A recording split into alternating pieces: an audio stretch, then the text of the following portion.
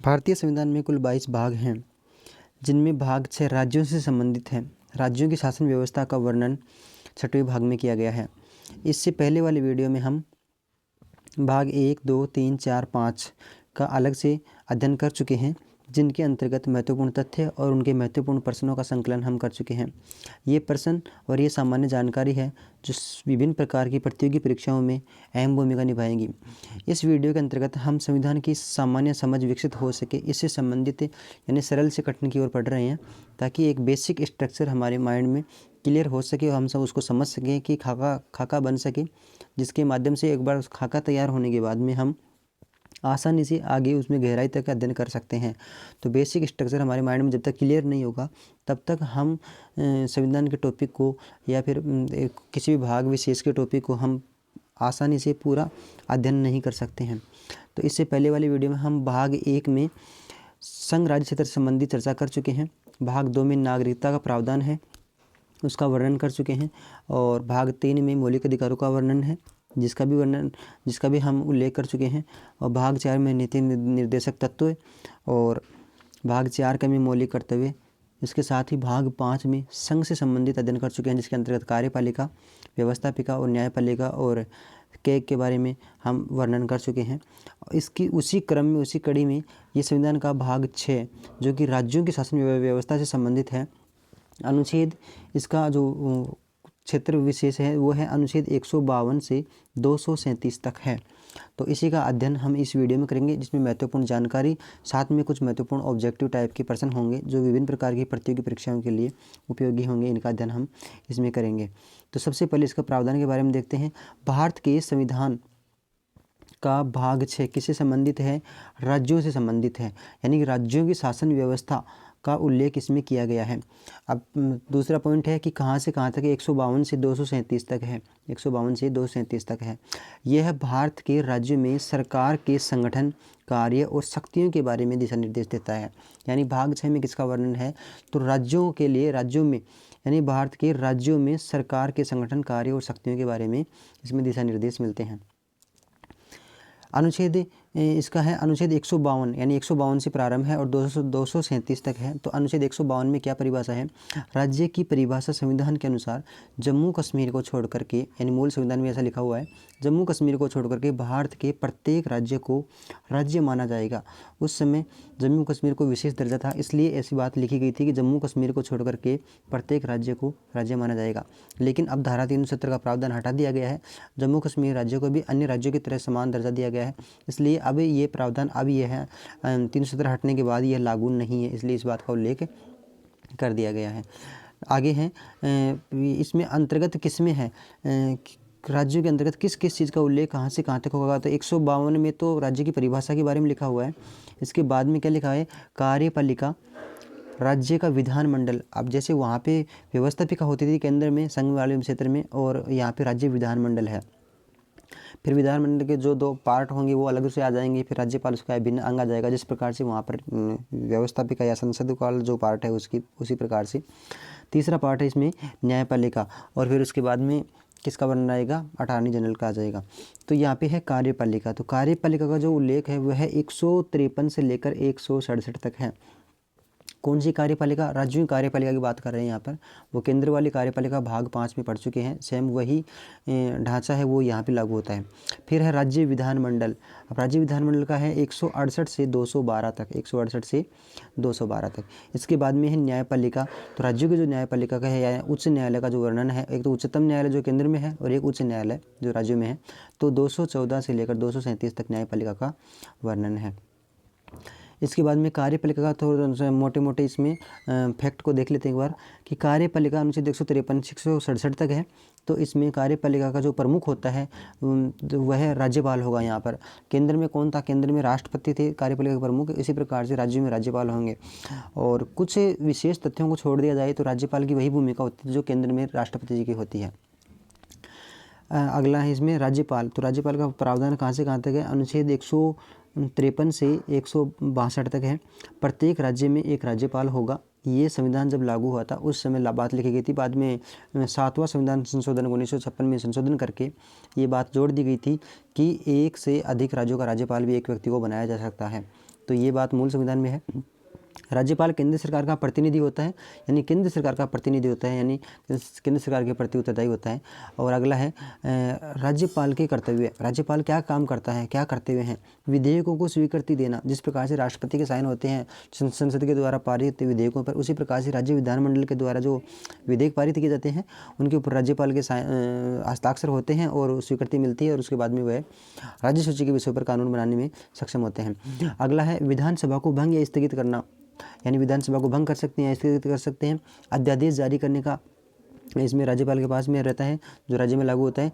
राज्यपाल राष्ट्रपति के द्वारा नियुक्त होता है। तो ये विशेष प्रश्न है, इसको ध्यान रखें कि राज्यपाल की नियुक्ति कौन करता है? राष्ट्रपति करता है। ऑप्शन में न्यायालय या न्यायाधीश, मुख्य न्यायाधीश वगैरह या प्रधानमंत्री वगैरह भी आ सकते हैं। तो इसमें राज्यपाल की नियुक्ति कौन करेगा? राष्ट्रपति जी करेंगे। आगे है मुख्यमंत्री और मंत्रिपरिषद, यानी कि राज्य कार्यपालिका के बारे में वर्णन कर रहे हैं। तो इसमें क्या था?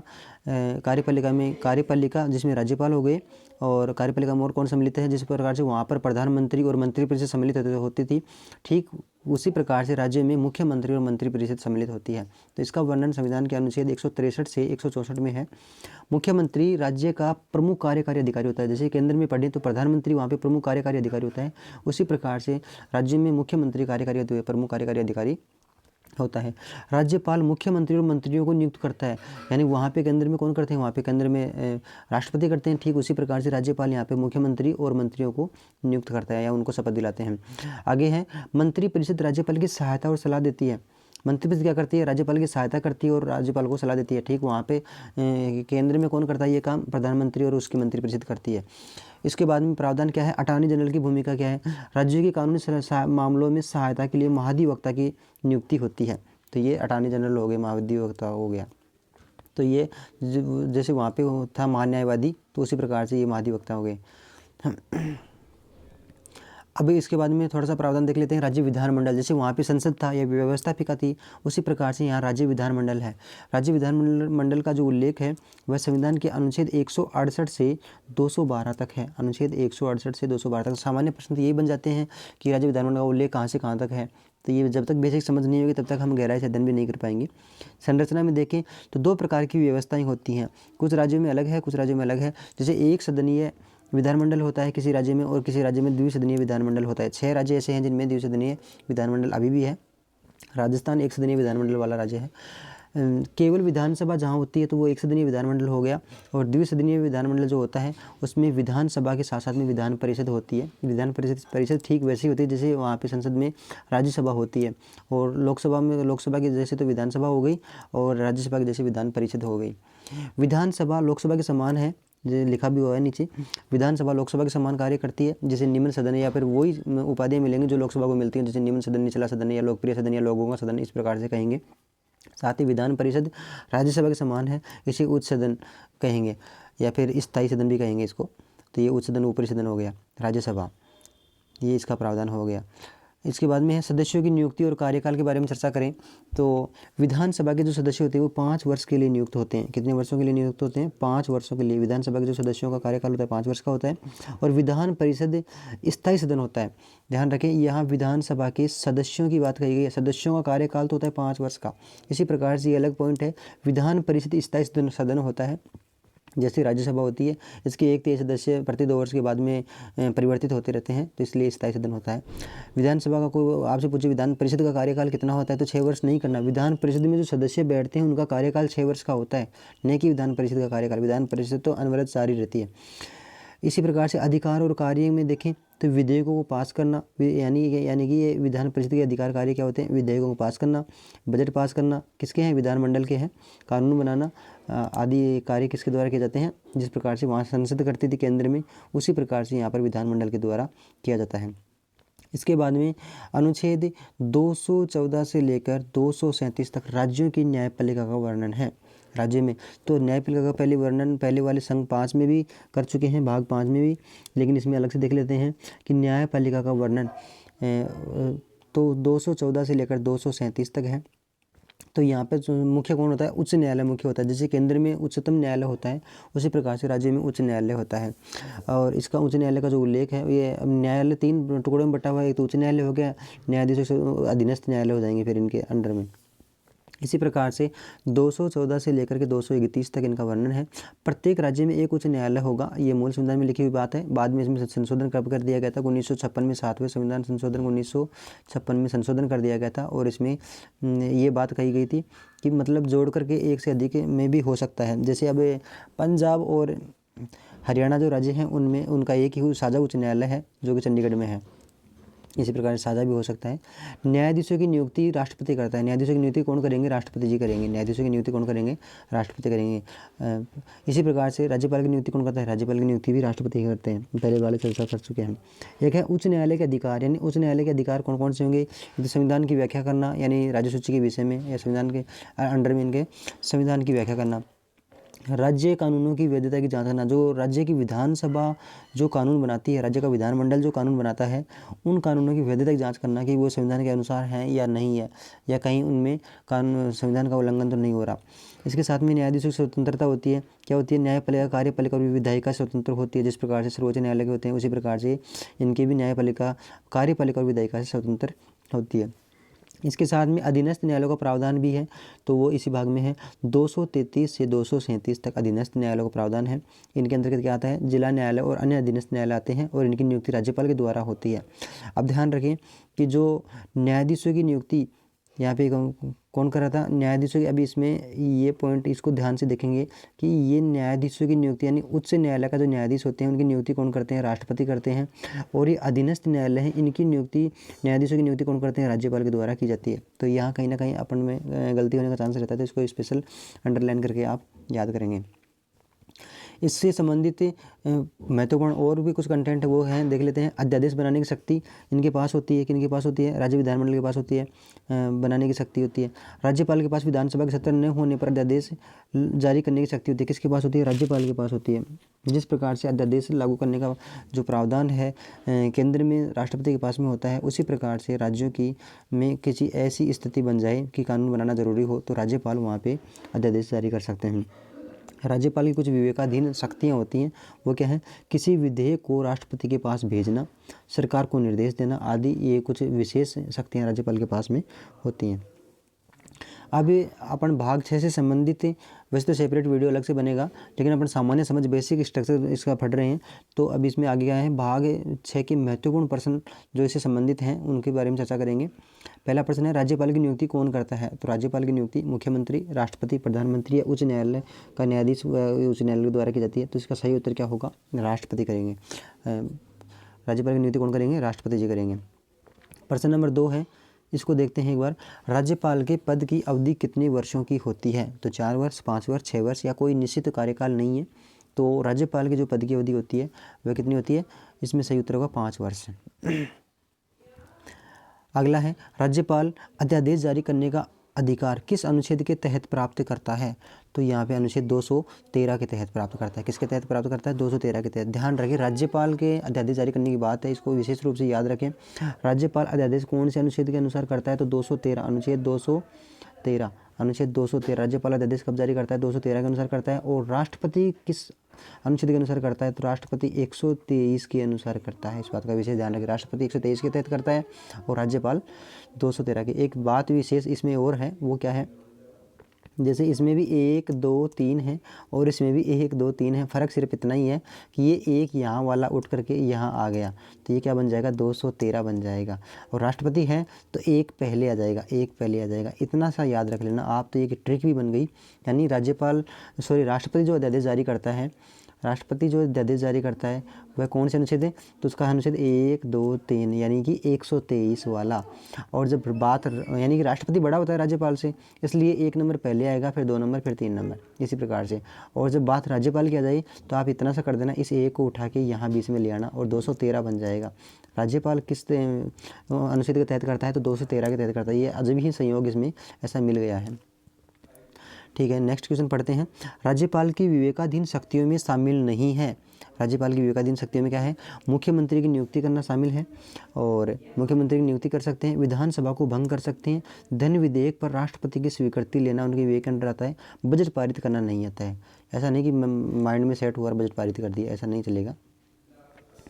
अगला है क्वेश्चन नंबर 5 है, मुख्यमंत्री की नियुक्ति कौन करता है? तो मुख्यमंत्री की नियुक्ति राज्यपाल करते हैं। यहाँ पे। और वैसे ही वहाँ पे देखें, केंद्र में देखें तो प्रधानमंत्री की नियुक्ति कौन करता है, तो प्रधानमंत्री की नियुक्ति राष्ट्रपति करते हैं। ठीक उसी प्रकार से यानी अपने राज्य का राष्ट्रपति होता है राज्यपाल अपने आप में, ये समझ सकते हैं। जिस प्रकार से केंद्र में राष्ट्रपति होता है, ठीक उसी प्रकार से राज्य में राज्यपाल ही सर्वे सर्वा होते हैं। यानी सारे जो कार्य किए जाते हैं राज्यपाल के नाम से किए जाते हैं।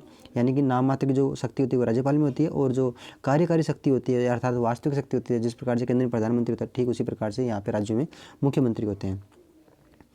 प्रश्न नंबर 6 है राज्यों के मंत्रियों का सामूहिक उत्तरदायित्व किसके प्रति होता है, यानी राज्य के जो मंत्री होते हैं उनका सामूहिक उत्तरदायित्व किसके प्रति होता है। तो जो केंद्र होते हैं तो वहाँ लोकसभा के प्रति होते हैं, तो यहाँ किसके प्रति होंगे, विधानसभा के प्रति होंगे। किसके प्रति होंगे, विधानसभा के प्रति। सही उत्तर हो जाएगा इसमें बी ऑप्शन, विधानसभा के प्रति। ठीक उसी प्रकार से है मंत्रिपरिषद राज्यपाल की सहायता और सलाह देती है, यानी मंत्रिपरिषद किसको करती है, राज्यपाल की सहायता और सलाह देती है। और यह प्रावधान किस अनुच्छेद में है, तो ये प्रावधान किस अनुच्छेद में है, यह अनुच्छेद 163 में मुख्यमंत्री और मंत्रिपरिषद की चर्चा की गई थी, तो अनुच्छेद 163 में ये प्रावधान है। मंत्रिपरिषद में मुख्यमंत्री भी सम्मिलित हो गए, तो इस प्रकार से ये राज्यपाल की सहायता करेंगे। अगला नेक्स्ट क्वेश्चन है विधान परिषद को स्थायी सदन क्यों कहा जाता है, क्योंकि यह कभी भंग नहीं हो सकती है। विधान परिषद को, यानी विधान परिषद ठीक वैसे ही है जिस प्रकार से केंद्र में राज्यसभा होती है, यानी कि वहाँ की संसद में राज्यसभा होती है, उसी प्रकार से यह कभी भंग नहीं की जा सकती। इसके अब देखो इसमें ऑप्शन है इसका कार्यकाल 6 वर्ष होता है, तो विधान परिषद का कार्यकाल 6 वर्ष नहीं होता, बल्कि विधान परिषद में जो सदस्य बैठते हैं उनका कार्यकाल 6 वर्ष का होता है। और 6 वर्ष के बाद में वो सदस्य हट जाते हैं और उनकी जगह पर थोड़े से दूसरे सदस्य आ जाते हैं, और इस प्रकार 1/3 सदस्य उनके कार्यमुक्त होते रहते हैं और नए आते रहते हैं उनकी जगह पर, तो ये अनवरत चलती रहती है। इस प्रकार विधानसभा कभी भंग नहीं की जा सकती, इसलिए इसको स्थायी सदन कहते हैं।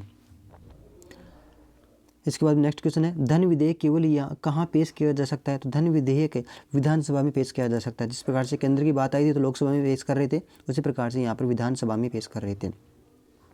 नेक्स्ट क्वेश्चन है द्विसदनीय विधानमंडल वाले राज्यों की संख्या कितनी है, तो 6 राज्य हैं। द्विसदनीय वाले विधानमंडल वाले कितने राज्य हैं, 6 राज्य हैं।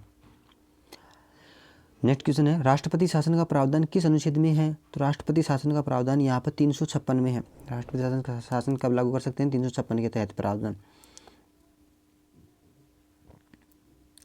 राज्यपाल के पद के लिए न्यूनतम आयु कितनी होनी चाहिए, राज्यपाल के पद के लिए तो न्यूनतम आयु 35 वर्ष। ध्यान रखें राज्यपाल और राष्ट्रपति दोनों ही पद के लिए न्यूनतम आयु 35 वर्ष होती है। साथ में ही राज्यसभा का सदस्य या विधान परिषद का सदस्य बनने के लिए भी उनके लिए 30 वर्ष चाहिए, और लेकिन यहाँ पर 35 वर्ष राज्यपाल के लिए राष्ट्रपति के लिए होगी, और ये 25 वर्ष है जो ये लोकसभा के लिए और विधानसभा के सदस्यों के लिए होगी। राज्यपाल किसके प्रति उत्तरदायी होता है, राज्यपाल किसके प्रति उत्तरदायी होता है, तो राज्यपाल राष्ट्रपति के प्रति उत्तरदायी होता है, अर्थात केंद्र सरकार का प्रतिनिधि होता है, तो राष्ट्रपति को अपने जवाब देगा। क्वेश्चन नंबर नेक्स्ट है इसमें यदि राज्य में संविधान का कार्यान्वयन असंभव हो जाए तो राज्यपाल किसे रिपोर्ट करेगा, तो अगर संविधान का सही सुचारू रूप से पालन नहीं किया जा रहा है, कानून व्यवस्था में कुछ दिक्कतें आ रही हैं, तो राज्यपाल सबसे पहले राष्ट्रपति को सूचित करेगा ताकि राष्ट्रपति शासन लागू कर दिया जाए वहाँ पे। विधान परिषद को समाप्त करने के लिए विधानसभा में कितने बहुमत की आवश्यकता होती है, तो 2 तिहाई बहुमत की आवश्यकता होती है। 2 तिहाई बहुमत की। अगर किसी राज्य में विधान परिषद है और उसे समाप्त करना है, विधान परिषद का मतलब दूसरा सदन है, तो उसे समाप्त करना है, तो जो विधानसभा होती है उसके 2 तिहाई बहुमत से जब पारित होगा तो विधान परिषद को समाप्त किया जा सकता है। नेक्स्ट क्वेश्चन है विधान परिषद में सदस्यों की अधिकतम संख्या विधानसभा के सदस्यों की संख्या का कितना प्रतिशत हो सकता है, तो 40% हो सकता है। जैसे राजस्थान में विधानसभा के जो सदस्य हैं तो 200 हो गई, तो उनका 40% निकालेंगे तो 80 हो जाएंगे उनके, तो इस प्रकार से यानी कि किसी में भी 40% यानी विधानसभा के सदस्यों की संख्या के 40% सदस्य विधान परिषद की सदस्य संख्या हो सकती है, अधिकतम कम हो सकती है। फिर उच्च न्यायालय के न्यायाधीशों की सेवानिवृत्ति की आयु कितनी होनी चाहिए, तो उच्च न्यायालय के जो न्यायाधीश हैं उनकी सेवानिवृत्ति की आयु है, ध्यान रखिए उच्चतम न्यायालय था तो वहाँ पे सेवानिवृत्ति की आयु 65 वर्ष थी, तो यहाँ पे 62 वर्ष है, 62 वर्ष। राज्य की उच्च न्यायपालिका के नियंत्रण में अधीनस्थ न्यायालय का प्रावधान किस अनुच्छेद में है, तो अधीनस्थ न्यायालय अभी पढ़े थे थोड़ी देर पहले 227 में, किस में है 227 में। नेक्स्ट क्वेश्चन है राज्यपाल के द्वारा राष्ट्रपति को विधेयक भेजने का प्रावधान किस अनुच्छेद में है, तो विधेयक भेजने का प्रावधान है अनुच्छेद 200 में। सही उत्तर होगा ए ऑप्शन, अनुच्छेद 200। नेक्स्ट क्वेश्चन है उच्च न्यायालय के न्यायाधीशों की नियुक्ति कौन करता है, तो उच्च न्यायालय के जो न्यायाधीश होते हैं उनकी नियुक्ति कौन करता है, राष्ट्रपति करते हैं। राष्ट्रपति। और अधीनस्थ न्यायालयों के न्यायाधीशों की नियुक्ति कौन करता है? तो राज्यपाल करते हैं, अभी जो थोड़ी देर पहले पढ़ा था। इस वीडियो में इतना ही था। आगे प्रश्न और बनाएंगे जो प्रत्येक टॉपिक विषय से संबंधित होंगे, जैसे राज्यपाल से संबंधित ही ऑब्जेक्टिव प्रश्न हो गए, मुख्यमंत्री से संबंधित अलग से ऑब्जेक्टिव प्रश्न हो गए, इसी प्रकार से विधानसभा से संबंधित अकेले ऑब्जेक्टिव प्रश्न हो गए, विधान परिषद से संबंधित है, इनके सदस्यों से संबंधित है। तो ये टॉपिक विशेष को लेकर के कवर करेंगे। यहाँ पर अपन समग्र जानकारी इसकी बाहरी एक खाका यानी ढांचा तैयार करने का प्रयास कर रहे थे, जिसके अंतर्गत हम समझ सके कि कहाँ से कहाँ तक कौन सा प्रावधान है और किससे संबंधित बेसिक जानकारी क्या होती है। तो उसका सेपरेट जो वीडियो बनाएंगे वो अलग से बनाएंगे, जो टॉपिक विशेष को लेकर के बनाएंगे। अभी अपन भाग पढ़ने पर अपना पूरा फोकस है कि भागों का पूरे जो 22 भाग हैं उनका खाका अपने माइंड में तैयार हो जाए। अगले वाले जो वीडियो होगा उसमें संविधान के भाग 7 के बारे में चर्चा करेंगे, उसको हटा दिया गया था तो उसके बारे में चर्चा करेंगे। इस वीडियो में इतना ही था, आगे फिर मिलेंगे, तब तक के लिए बहुत बहुत धन्यवाद।